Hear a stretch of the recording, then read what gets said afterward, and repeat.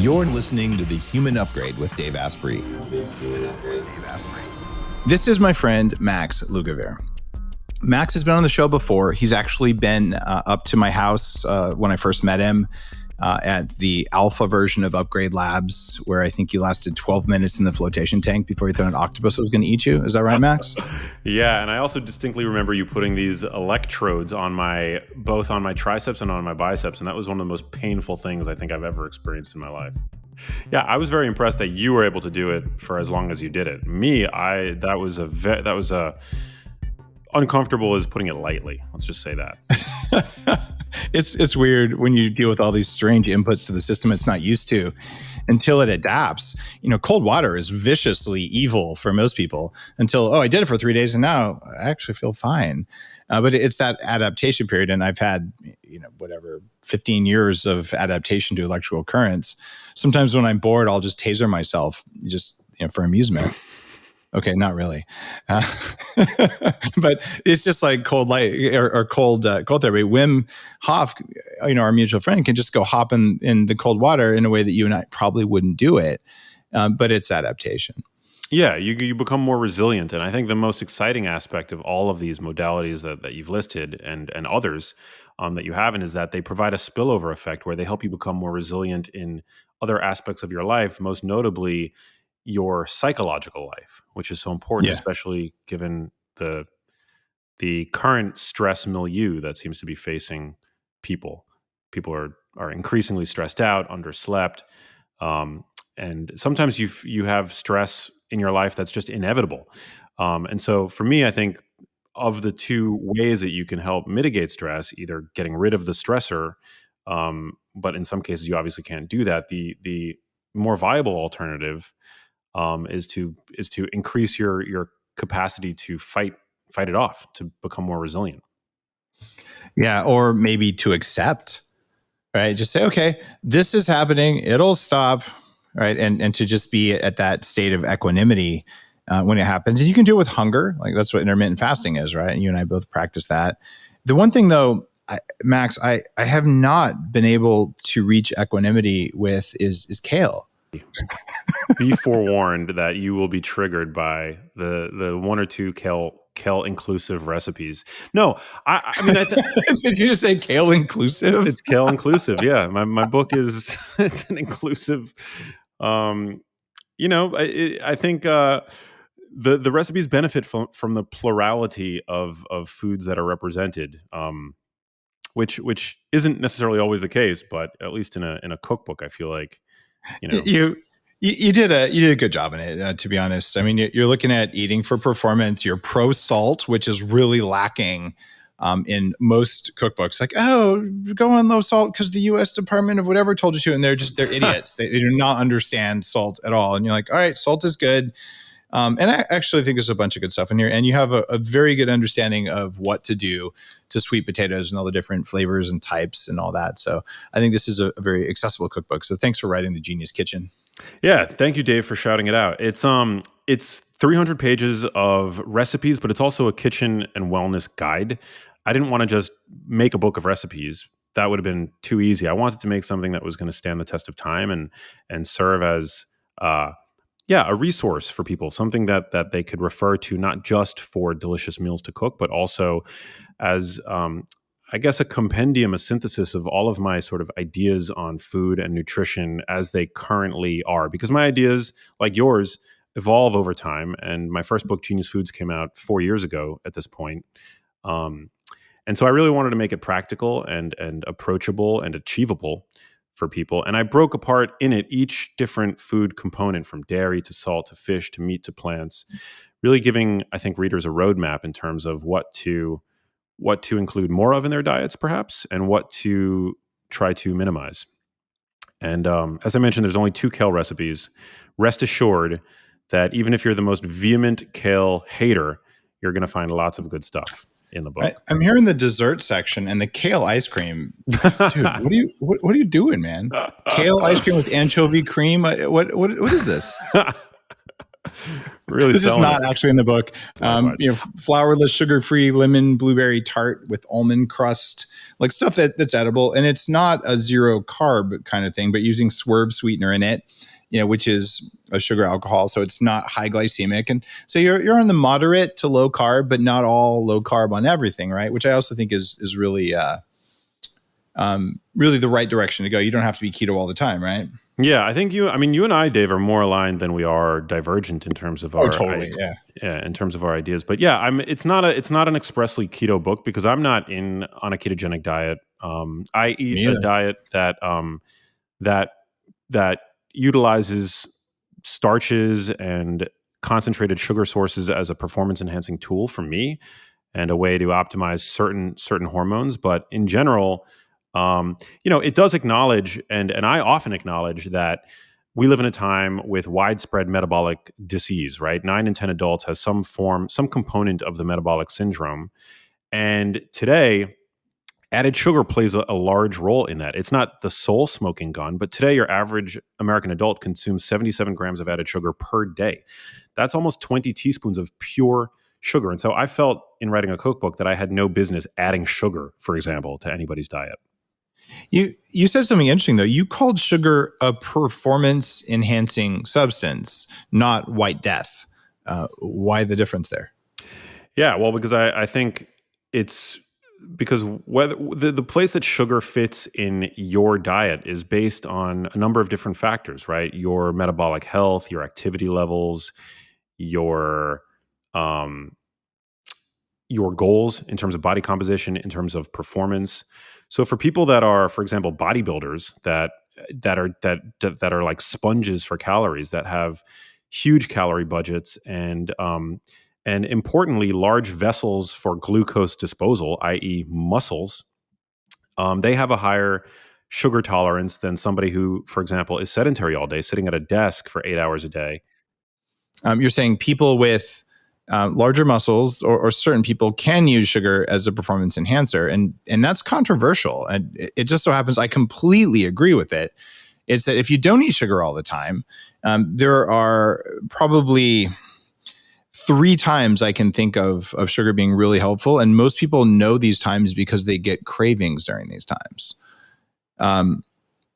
If you eat food that has MSG in it, MSG is well documented to raise the level of synaptic firing by putting glutamate into the brain, and it drops your blood sugar. Restaurants that use MSG in their food sell about 30% more average ticket because people buy more drinks full of sugar and they buy dessert because they got a craving caused by MSG.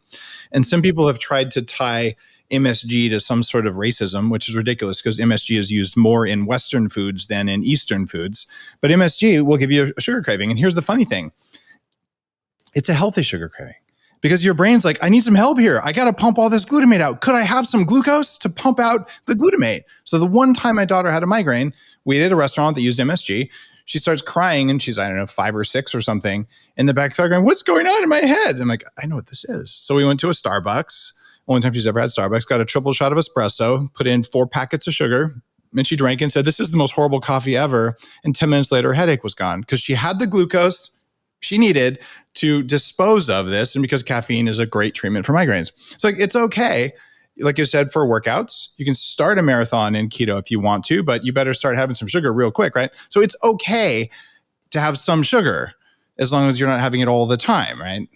Yeah. And also when you are in a eucaloric state, meaning you're not consuming more calories than you're burning every day, or also in a hypocaloric state, you are protected to some degree, right? Like if you're hypocaloric, which is, by the way, it's unlikely to be the case if you are a person in America today, but you have a certain tolerance for added sugars, right? Because you're probably in a chronic state of glycogen depletion with regard to your liver. And so consuming a little bit of fructose, even from an isolated pure fructose extract, probably isn't going to do the kind of harm that it's going to do to you if you were in a hypercaloric state, which, by the way, most people are, again. So sugar, I think it's the role that it plays in your health is going to be dependent on a few different variables, a few different questions that we have to ask first. But if you're regularly going to the gym and performing high intensity anaerobic exercise, then having glycogen in your muscles is really important. I mean, anybody who's a bodybuilder, who's a power lifter knows that sugar is a great way to draw. Well, first of all, it stimulates insulin, which is one of the most powerful anabolic signaling hormones in the body. It's useful for explosive lift. It's important for strength. There's no downside when that's your goal, right? Now, conversely, if you were on a ketogenic diet, obviously sugar is contraindicated. But I think being in chronic ketosis makes as much sense from an evolutionary standpoint as being chronically out of ketosis. It doesn't make a whole lot of sense. Amen. You can cycle in and out of it, but if you want metabolic flexibility, you're not in ketosis or you're not in carbohydrate mode all the time. You should be able to do some of both. That's intermittent fasting will do it, occasional ketogenic diets, MCT oil. There's all kinds of ways, right? So I agree with you there, but you actually dropped an F-bomb in there, fructose. Tell me your perspective on fructose. Did you just say that you might want to have some if you've been in ketosis? Well, I'm not saying fructose is obviously it's a fruit sugar, so it's found naturally in whole fruit. Which, when bound in the whole food matrix with fiber and water, I think it's totally fine to consume because it absorbs more slowly. And also, again, if you're metabolically healthy and you're active and you're not over consuming calories, which again you're probably in the minority, but no harm, no foul, right? Fructose goes preferentially to reglycogenate the liver, which has a glycogen storage capacity of about 100 grams, give or take, depending on body size. If you're active and your liver has a storage capacity where it's like a closet, right? If it has the room to fit that fructose, then it's all good. But today we're chronically overfed and we're eating more fructose than ever before in human history because of whether it's high fructose corn syrup, which is about 55% fructose, or even sucrose, table sugar, which is 50% fructose, or actually the worst offender is agave syrup, which is between 70 and 80% fructose. It's pretty much high fructose corn syrup for hippies, right? It is. It's 100% high fructose corn syrup for hippies. So I feel like for that person, fructose is actually not good because when your liver is full, that's when fructose gets exported as fat. You trigger de novo lipogenesis. And that's one of the major etiologies behind non-alcoholic fatty liver disease, which we know is exploding in Western culture. It also is a very easy way to elevate your fasting triglycerides, which we know is related to cardiovascular disease. So uric acid too. Dr. Perlmutter was talking about that as well. Right. It elevates uric acid, which is really not good for you. Yeah. Right. Yeah, it's not. It's associated with all, cardiovascular disease. But again, the question is like if you're getting a little bit from whole fruit, is there any harm in that? Absolutely not. Yep. If you are in a calorie deficit and you're consuming a little bit of fructose from we'll say agave syrup, the dreaded agave syrup, and it's not too extreme of a dose, is there any problem with that? Probably not, because you've got an ability to store it. But again, 9 in 10 adults today have some kind of metabolic illness, right? Non-alcoholic fatty liver disease is rates of NAFLD are skyrocketing. And so for that person, that's the really unfortunate scenario, right? Where that person will end up at a Whole Foods and see a product marketed as healthy for diabetics made with agave syrup. They'll start consuming that. And all they're telling their liver to do in that context is to just export fat, to create and export fat. Yeah, and to make a ton of triglycerides, to raise LDL and oxidize LDL and all the bad stuff. When I was really heavy and a doctor said, oh, maybe you have high blood sugar, this is a long time ago. I remember I went and I ordered online, so you could even buy it at the store, crystalline fructose. Because, it won't raise my blood sugar. Because, it won't raise my blood sugar. And you're like, now that I know what I was doing, I was pretty much punching myself in the face with fructose, thinking that I was healthy. And so a lot of these low glycemic foods that use fructose that is cut off from glucose, they're probably not helping you. And for listeners, normal table sugar, sucrose, is a glucose and a fructose glued together, and you have to be able to cleave them, and then you use both molecules. But if you take either one separate, they have different effects. I prefer to use glucose as a performance enhancer. So if I was going to do a high intensity workout and I wanted to burn carbs during it, you can take straight glucose, also known as dextrose, which means it comes from corn, but it's the same as glucose. And it is a performance enhancer. It'll raise your insulin, which is good for putting on muscle and probably bad for longevity if you do it all the time, which is why spikes in it maybe aren't so bad. And why chronically elevated insulin and chronically elevated blood sugar are really bad for you. So I appreciate that you call that out. And your recipes are not high sugar, but I think I saw some fruit in there. And I'm in support of eating a piece of fruit. Eating 10 pieces of fruit in a fruit salad as a vegan for breakfast will trash your biology because it does have too much fructose, even though it's packaged with water or whatever. But moderate consumption is good. Excessive is not, right? Yeah, absolutely. And it's important to note that if you take the word, first of all, the glycemic index is just on the cusp of being retired at this point because its utility is very limited, right? Because we don't tend to eat single foods in isolation. We eat meals. And also there are different kinds of sugars that render the glycemic index of a sugar kind of moot. Glucose, as you mentioned, first of all, glycemic and glucose, those words are related in the sense that it's really only glucose that will raise your blood sugar because it goes straight into the blood, right? So glucose has a glycemic index of 100. So does dextrose, I'm assuming. Sucrose, as you mentioned, because it's half fructose and half glucose, it's somewhere in the middle because it's again, each molecule has it's 50% glucose, 50% fructose. So it has a glycemic index of about 65%. And in fact, one slice of whole wheat bread has a higher glycemic index, meaning it contains more glucose than table sugar, which is not 100% glucose. And then you have fructose, which has a low glycemic index, which can be deceiving. And that's one of the reasons why it's always marketed as a diabetic-friendly sweetener because of the low glycemic index. But it doesn't matter. It still provides the same amount of calories, and it goes. It's probably even worse in that it goes straight to the liver. And somebody with type 2 diabetes very likely already also has fatty liver. And all you're doing is throwing fuel onto the fire in that scenario. Completely right. So there's a lot of nuances here. And if you're listening to this going, what the heck do I do? The answer is we can have sugar. Having some fruit is a great way to do it, and do it after a meal. Because whatever's in the meal, if it's a normal meal, is going to blunt whatever would happen from the sugar. And a lot of people who have a levels meter, like I do, one of the continuous glucose monitors, I've had a couple episodes on those. I know you've played with them as well. I'm an investor, advisor, and full disclosure, et cetera, et cetera. But when you use levels to look at your blood glucose, I could eat a meal that keeps my blood sugar totally stable, and you eat it, and it could spike your blood sugar and vice versa because different people respond to different foods. So the glycemic index is pretty much an act of government and industry research masturbation. A whole lot of motion, but nothing productive happened at the end. There was, I'm sure they felt good spending whatever $1 billion on all that research and justifying a bunch of stuff. But seriously, nothing happened at the end that was meaningful.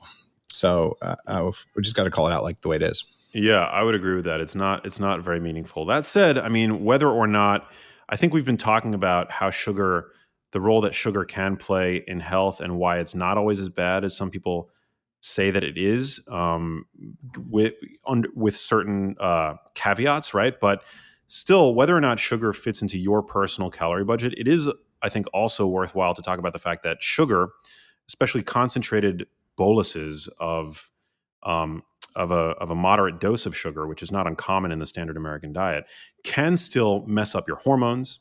Like they've shown drop that your testosterone, right? Drop your testosterone by 25%. This was shown in a study where that decline in testosterone persisted for 2 hours after ingestion. And then there was another study that found that a comparable dose of sugar led to an increase in blood pressure, systolic blood pressure that persisted for 2 hours. And in both studies, I believe they used both a glucose beverage, which is usually what they'll use in an oral glucose tolerance test, but they also used a sucrose beverage, which I think is more representative of how people consume sugar these days, right? It's like half glucose, half fructose. So it's not good for health no matter where within your calorie budget it fits.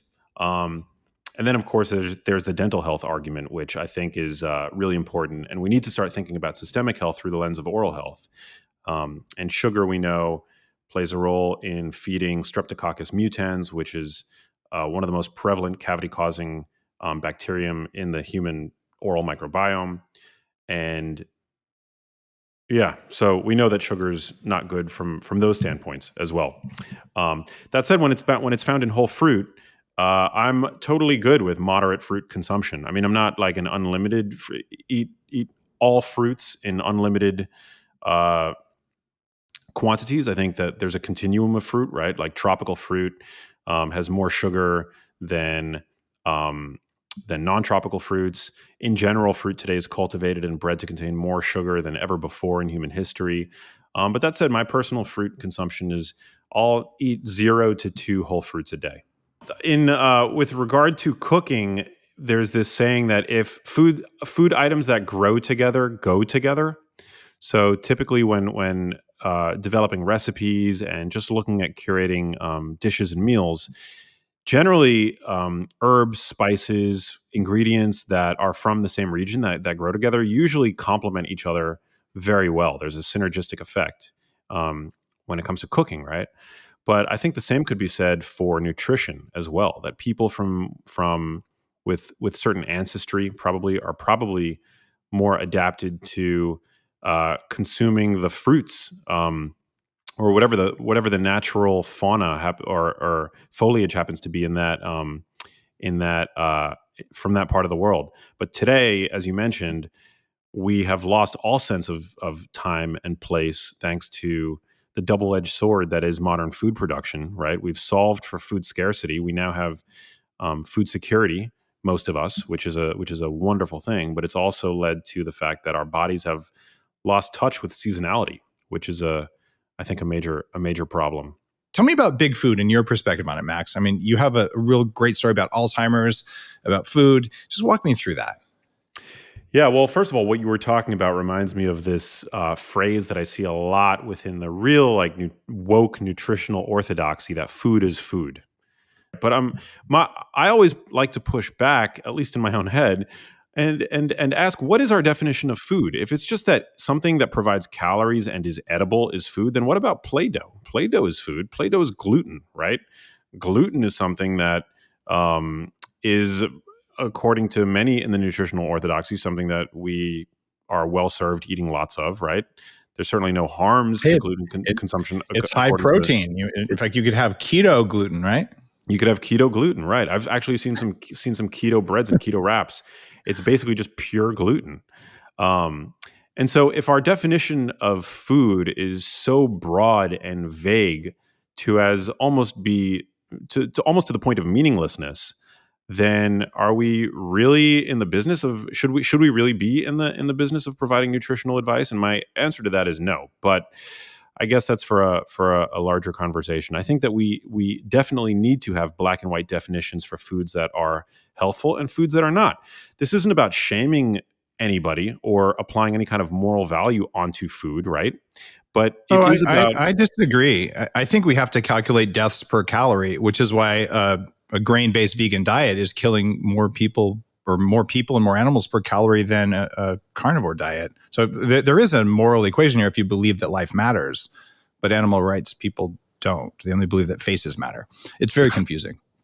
Yeah, although I couldn't agree more in that I totally am with you in that I believe that the area under the curve for suffering is far less with the consumption of properly raised cows, for example. Amen, brother. Than it is for plant agriculture, which kills innumerable squirrels, field mice, rabbits, right? Not to mention the insects and the birds and the fish that are affected by spraying and runoff. There was a research review that was published. I actually talk about it in Genius Kitchen that estimates that the cost to animal life is somewhere in the ballpark of $7 billion, which is comparable to what it is for animal agriculture. Yep. As a farmer, for my animals, I don't think my animals have killed any other animals unless like the pigs got a hold of a mouse or something. Like they would do that. Or maybe a cow stepped on a frog when no one was looking. Right? Those are kind of normal. What's your take on conventional meat or industrial meat versus grass-fed?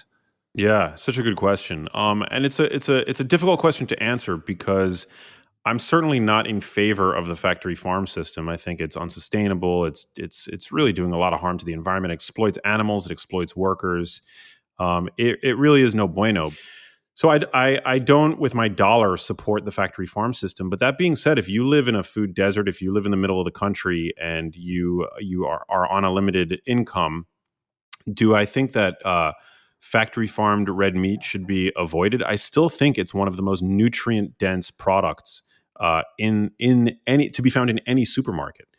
You Chicken, said right? red meat instead of chicken. I actually agree with you there. I don't think it's sustainable or kind or nice, but if it's all you got, it's a lot better than not eating it, right? An Impossible Burger versus a piece of industrially raised red meat, ideally lean.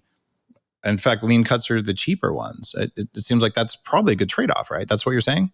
Yeah, absolutely. And you can buy the cheapest cuts that are typically very tough and not palatable. Yeah. And if you learn how to cook them slowly, which I show people how to do in Genius Kitchen, um, you can make that beef, even the cheapest cuts of beef, become butter soft, super tender, and delicious.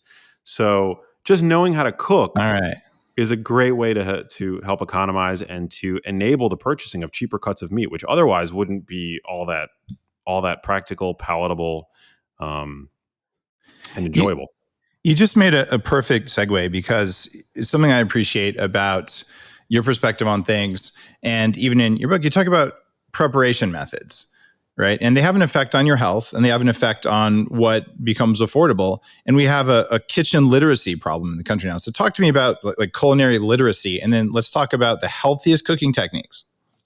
Absolutely. I remember when I visited your house, Lana cooked the most amazing. It was some kind of pastured heritage breed pork that you made Yeah, we us. raise them on Asprey farms. Yeah, it It was our own was pig. it was so good. And then there was some kind of vegetable thing that you made, and I remember it had pomegranate seeds in it, and it was just so delicious. And I was up there with the film crew, and we were doing that segment. That was Um, cool. Yeah, so knowing how to cook, culinary literacy is an art form that's been lost on modern humans because now we're in the era of specialization, right? We outsource pretty much everything that we're able to outsource, from health literacy to financial literacy, and culinary literacy, I argue, is just one more aspect of what it means to be alive that we've lost touch with. And so I think knowing how to cook, even basic ingredients, is so important. First of all, cooking at home is a powerful leverage point for better health. That's not Oh to be yeah, underappreciated, right? So cooking at home as opposed to eating out. People who eat at home more, they can basically prepare, if they know how, the same dishes that they'll get in restaurants, but they'll have fewer calories overall, less sodium, which I'm not demonizing sodium, but I don't think anybody would argue that your average American isn't already getting enough sodium, right? They're I consuming would. more. Yeah. They're they're getting plenty of sodium because they're eating the standard American diet. But once Yeah, they cut those foods out and they adopt a diet similar to the dietary recommendations that you've made over the years, that I've made over the years, then where they're getting their sodium from becomes an important concern, right? Because sodium is a macro mineral. We need to ingest a relatively large amount of it every day for good yeah. health. In addition to the trace minerals that come in rock salt that we're not getting anymore. And that's one of the reasons that I put the trace minerals back in the new Danger coffee because everyone's deficient in trace minerals. But if we were to eat all mined or sea salt instead of the industrial sodium that's isolated they're putting in there, it would actually change things. And a similar thing around calcium as well. Just calcium by itself, not so good for you. Calcium mixed with other minerals, probably better for you, right? So we're overemphasizing a few nutrients, probably for no good reason. Yeah, that's fair. That's absolutely fair. Um, But again, the majority of isolated sodium that Americans are consuming is coming from packaged processed foods, restaurant food, fast food, shelf stable foods. Only Yeah. 11% of the sodium that your average American is ingesting comes from their own salt shakers or from the salt that they add to recipes that they That's prepare. a serious statistic. I had no idea. My life 11%. doesn't look like that because I live on a farm, right? Wow, that's crazy. Okay. Yeah. It's a tiny minority. And just think of the irony, right? You have registered dietitians that are telling the public to limit their sodium intake, right? Limit their salt intake. Meanwhile, the number one source of dietary sodium in the standard American diet, you'd think would be processed meat, canned foods, it's bread and rolls. But when Right. was the last time you heard a dietitian say, avoid bread and rolls, right? For better cardiovascular health. No, they say avoid sodium, avoid adding salt to your food. It's funny, the British Dietetic Association, I actually renamed them to the British Diabetic Association because all of their recommendations lead to diabetes very quickly. Like it's like, guys, nutritionists do one thing, and shout out to the functional dietitians. I know there are many who listen to the show. There's people working to make dietitians more nutritionally aware, but these are the people who give you NutraSweet Jello in the hospital with a corn oil pudding, and somehow it's supposed to make you heal. So I appreciate your mention there. That dietitians, if they tell you to eat rolls in the first place, there's probably a problem. But if they don't tell you to watch out for salt in them, they're just not paying attention. Okay. Yeah, absolutely. And you're right. There are definitely some great dietitians out there. So I didn't mean to throw them all under the bus, but no, but you can throw their associations under the bus all day long. And it's really funny because the bus will just drive right over them, and they get up and keep saying, all this ridiculous things. I can't even parrot them effectively, but yeah, I'm with you there. So more buses for the traditional old school dietitians. I'm fine with that. Yeah. There was this interesting study that came out a couple years ago that found that prevalence of eating disorders, or having people who have had eating disorders in the past, is much higher in the registered dietitian population than it is than the general population. No, I mean, I say this with empathy, that maybe that's the reason why some people gravitate to those professions, but it's sometimes echoed in terms of it. You can see it in the advice that is given by some, especially the more vocal registered dietitians in the online nutrition space. I actually, when I was recovering from being obese in my early 20s, I worked for a network company called 3Com that doesn't exist anymore because Cisco just kicked our ass up and down the street. And they had a dietitian come in, and I was sitting there eating like almonds, and I'd lost 50 pounds at the time. And I was doing something more like the Zone diet. And I'm sitting there eating that, and the guys up there go, "There's fat in this croissant. See the fat in this bag." And it was like, "Susan, powder stop the insanity." And we kind of got into almost a fight about it. I'm like, dude, I did what you told me, and I weighed 300 pounds, and I stopped doing what you told me, and I weighed 250 pounds. Like, how can this be? And I probably wasn't that polite at the time, but my brain wasn't working well, so I'm going to give myself a pass. But yeah, there was that energy in it. Thank you for pointing that out. I did not know the statistic, and it sucks to have an eating disorder, whether it's orthorexia or anorexia, bulimia, any of those things. But if your relationship with food is not, this is nourishing, but it's something else, or it's tied to your moral self-worth and all that, yeah, we have a problem. So I had no idea. So that's kind of mind-blowing to me. Yeah, it is a big problem. And that's why, and social media is just a melting pot, right? So sometimes you'll talk about foods, and certain foods that you're better off avoiding, and certain foods that maybe you want to consume more of. It's generally, when we talk about foods worth avoiding, that sometimes you'll get people coming over and they'll leave those comments like I alluded to earlier. Food is food. Food doesn't have moral value. And the response is like, I wasn't applying morality onto food.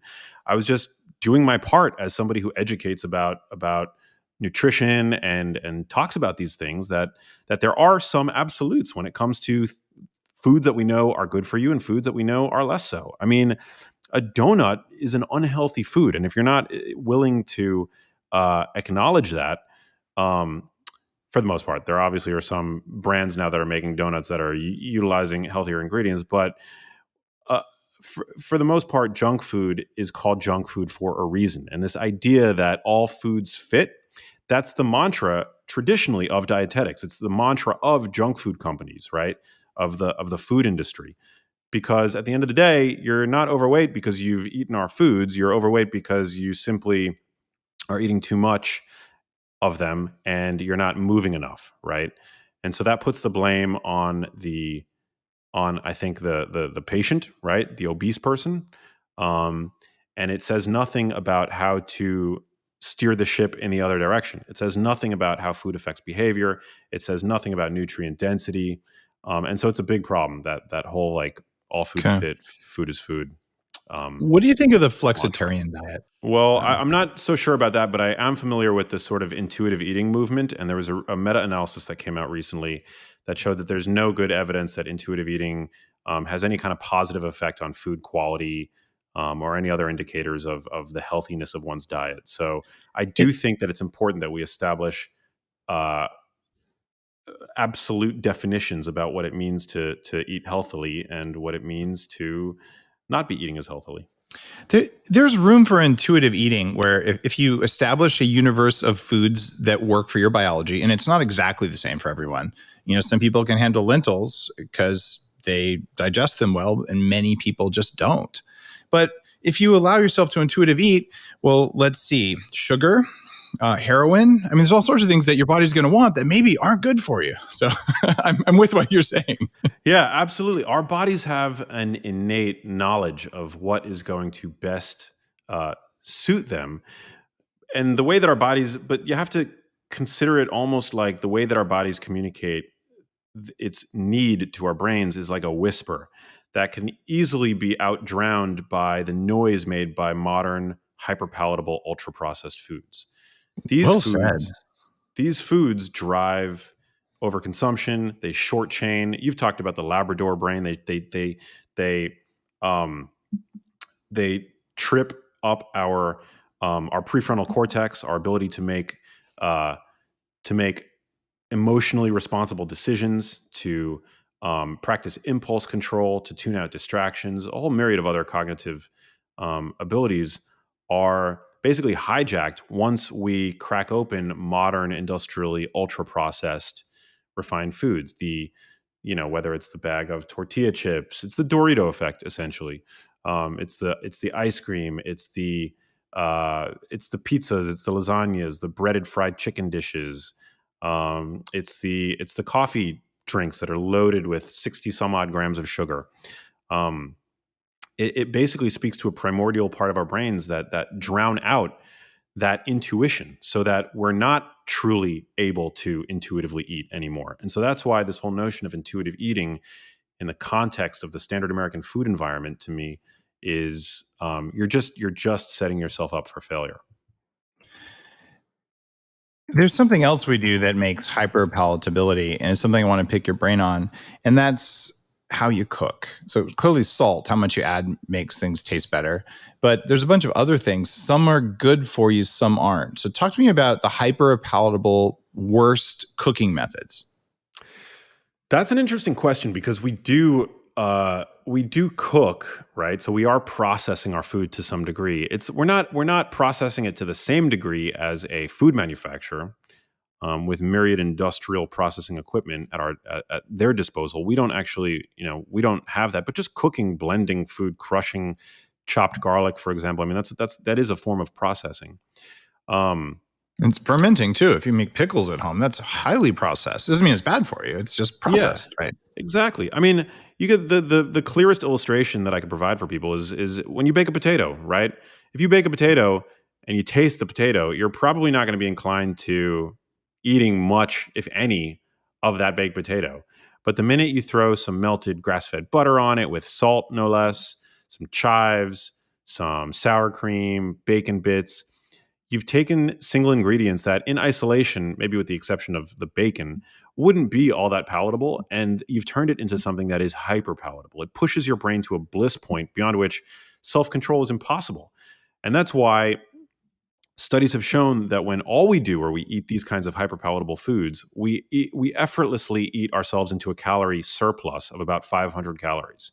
Conversely, when not given access to these hyperpalatable ultra processed foods, we tend to come in effortlessly at a calorie deficit. In both cases, we're eating to satiety. It's called ad libitum feeding. And so that 800 calorie swing is determined purely by food quality and the hyperpalatability or lack thereof of a given food. So I'm not telling people to not make their foods hyperpalatable. In fact, look, my book is full of foods that I would easily describe as being hyperpalatable. But it's just being aware of the way that those kinds of foods affect your hunger. This way, it's informed consent. That, I think, is what a lot of my work is about. You It's can't be in favor of informed consent. That's so 2019. Come on, man. You're right. It is so 2019. Well, I'm for informed consent, and I think informed consent is crucially important. We talk about it usually in terms of various injectables and pharmaceuticals and treatments and things like that, surgeries. Um, but I think informed consent is really important when it comes to the foods that we're eating. And if you're not aware of how food is affecting your behavior, um, then you're going to experience the moral failure of not having your diet go as planned, right? Or your way of eating go as planned. Often when we can't stick to the diet plan or whatever it is that we set out to adhere to, whether it's in hopes of attaining a better body composition or better metabolic health or better neurological health or better mental health, when we can't stick to the plan, we often think poorly about ourselves. We think, oh, maybe I don't deserve to have that body that I've always wanted or the mental health that I've always wanted. But usually that's the case when when we fail to acknowledge, or maybe we're just ignorant to the effect that modern foods have on our behavior. And so if you're trying to moderate the quantity of food that you're ingesting without looking at the quality of the food that you're ingesting, you're putting the cart before the horse, because the quality of the food that you're ingesting dictates the quantity to a significant degree that you're ingesting. So Okay. that's why cooking at home, again, major leverage point. There's two cooking methods that I want to call out as being hyper palatable and probably bad for you that you can do at home. And I want you to agree or disagree. Okay. Let's have it. One of them is char grilling. Okay. Even though it's delicious. And the other one is deep frying. Okay. So char grilling, obviously we know, or maybe we don't, some of us don't know, but when you char grill meats, you are creating various byproducts on the surface of the meat that are not good for you if you happen to be a cell in a petri dish, right? So heterocyclic amines, AGEs, and things like that. Certainly AGEs are not good for you. They clog up your lysosomes in the cells so you can't burn other cellular toxins, and they're associated with aging, is why I'm generally opposed to it. Plus, people tend to get cravings. Like you want to have a soda in dessert or at least a beer or something when you eat char grilled stuff. But if you eat that same steak and it's, say, convection roasted, but it doesn't have all the byproducts from having the fats and to a certain extent proteins get aromatized, you actually are less hungry when you're done eating it. Like there's a quantifiable difference in how you feel. Interesting. Do you notice that? I haven't observed that in myself, but I typically when I'm eating a steak, I like it to have a char. I mean, so granted, it tastes good, no doubt. Yeah. Right? A little bit of MSG, maybe some agave glaze. I mean, you could do whatever you want. Yeah. No, I love barbecue. I'm just saying it's not that good for you.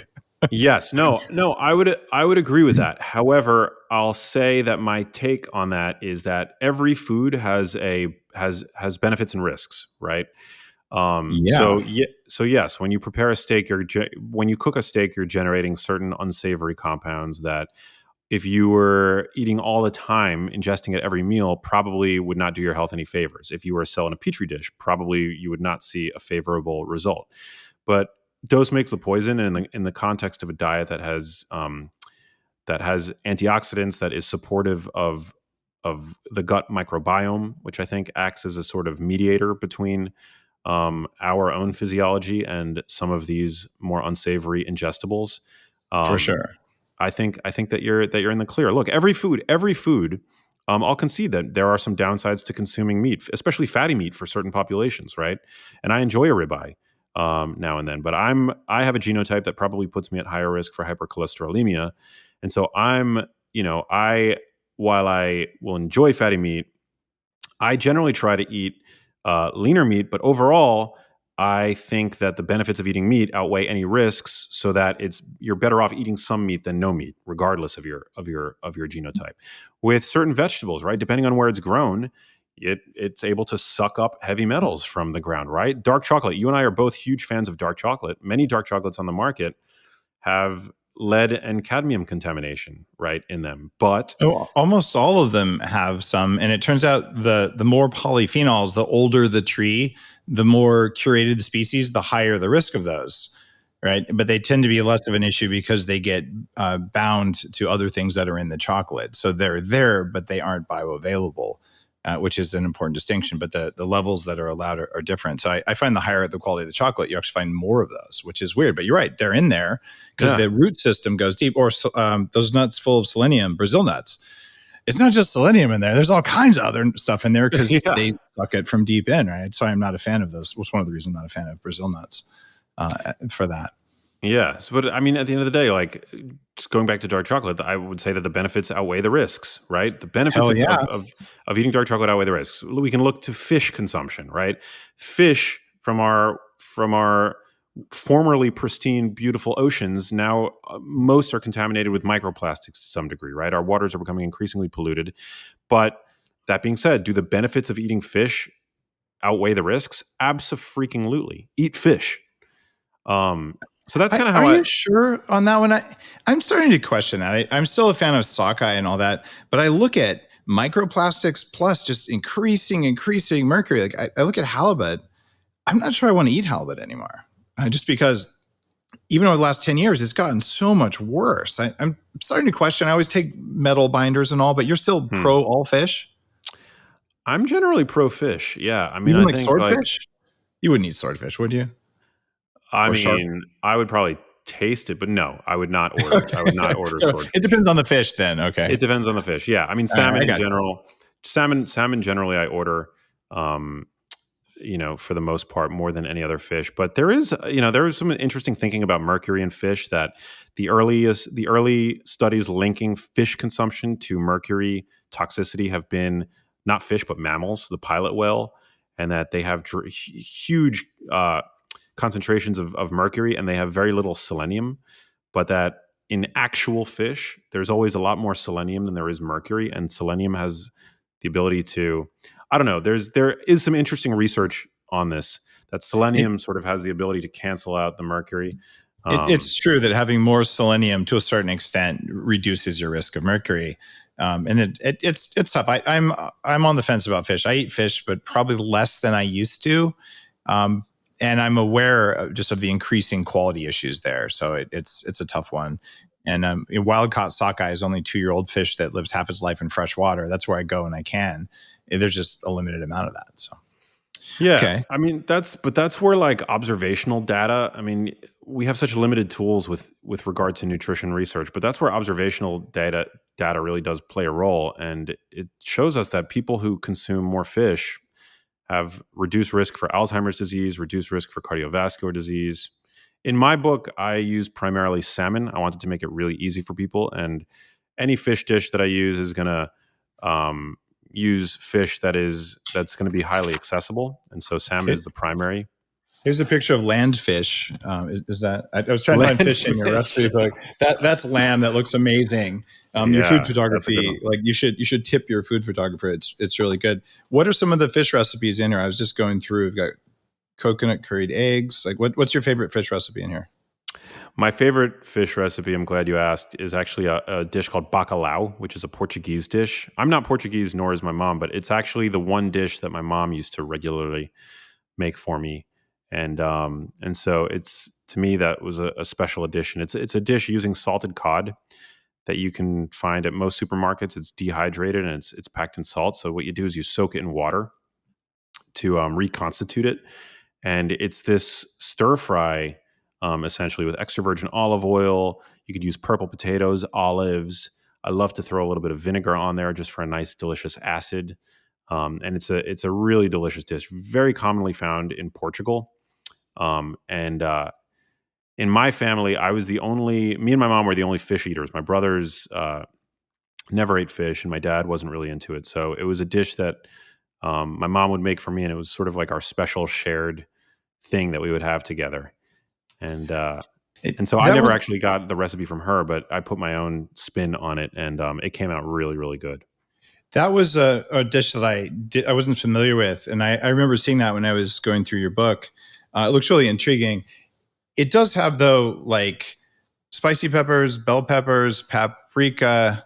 It seemed like it was relatively high on lectins. What's your take Nightshades. on lectins? I'm not picking on it at all. I mean, this is a Yeah. traditional food, and not everyone is sensitive to nightshade lectins. Just I am, but a meaningful number of people are. But some people are no lectins ever. Like your body makes 1,000 different kinds of lectins every day. They can't all be bad. But what's your take on lectins in food?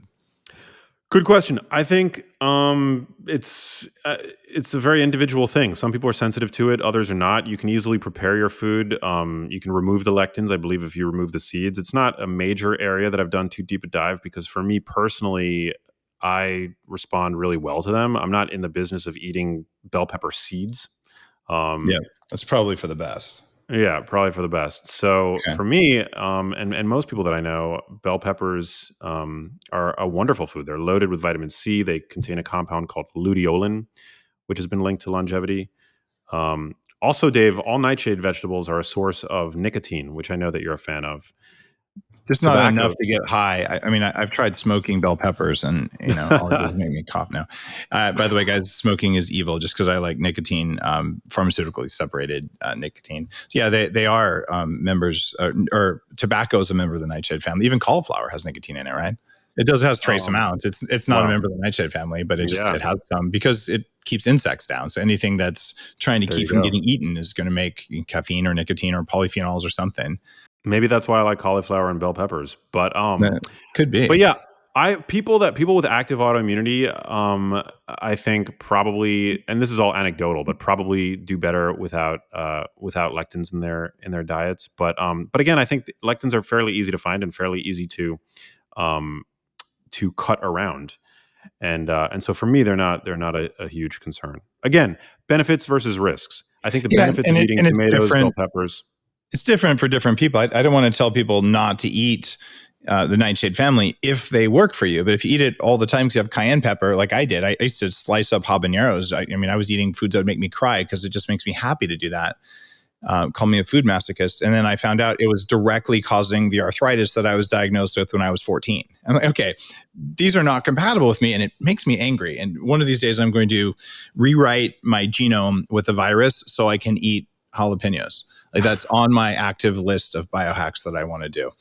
Yeah, So, but I love like I said, it's okay. it's okay. I love spicy food. People who eat spicy food have reduced risk of early mortality by 14%, which that's not nothing. So it's the herbs, it's the spices, and also herbs and spices, knowing how to master herbs and spices in the kitchen, great way to reduce the calories that typically come from sauces. So knowing how to spice your food, spices, herbs, full of powerful bioactive compounds, various polyphenols and the like, a really powerful um, It, ingredient to wield in the kitchen. it's funny. We talk about the French paradox, which is so multi-layered, and it's, well, why don't French people get fat when they eat like French people? And that's the paradox. But the real paradox should be, why don't Americans eat like French people and put butter and lots of herbs and spices on their food? Because when you do that, apparently you're way healthier. And even going back to your recipe, using salted cod, we used to use rock salt to salt cod. So we're getting all of our trace minerals from salted meat and salted fish that we don't get anymore. So there's this really cool thing you brought up there. Like, yeah, be spice and herb literate. And when you do that, it tastes better. You just want to eat it, and it's got all sorts of nutritional benefits that aren't readily apparent. Absolutely. There was I believe it was published in the BMJ a couple of years ago, but they basically quantified commonly consumed foods, and they looked at which of the commonly consumed foods had the highest concentration of polyphenols. And herbs and spices were at the top of that list, along with cacao. Yep. So Way higher than any of the so-called health foods, even like bell peppers or even kale. God forbid, on a per gram basis, they're nothing compared to oregano or rosemary or yarrow or any of the weird spices most people don't even use. So yeah, it's they provide potent flavors, and that's those polyphenols have bitter flavors as a purposeful adaptation to ward off smaller animals, right? But it's those bitter flavors are attributed to volatile organic compounds that um, give our food, especially when combined synergistically, really wonderful flavors. And it's also the reason why fresh food tastes better than preserved food, because it's some of those compounds are lost in the cooking process.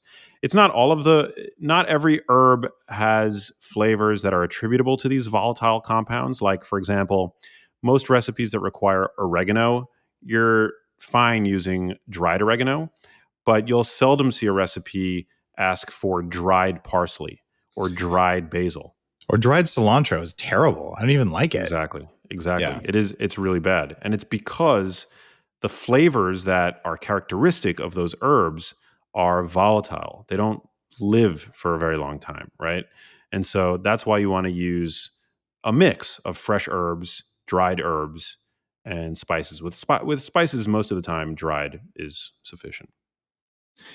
I'm with you there. All right. You got 100 recipes in the Genius Kitchen cookbook. And I almost don't want to ask you this question because I know how hard it is to make a cookbook like this because I did the Bulletproof Diet cookbook years ago. And it's so much work to get the flavors right and get each recipe right. And people would always say, Dave, what's your favorite recipe? I'm like, oh my God, I don't even know. But I'm going to do it the same thing back to you. Favorite recipe, one recipe from the Genius Kitchen that is the one you could not live without. Oh man, my favorite recipe. I don't know if you're going to like this recipe, Dave, but one of my favorite recipes is I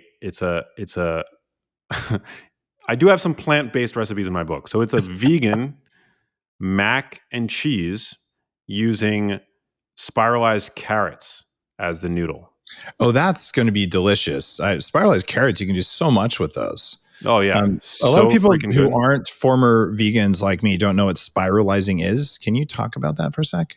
Yeah, so you're basically shredding the carrot into a almost like noodle-like consistency, almost to the form factor of spaghetti.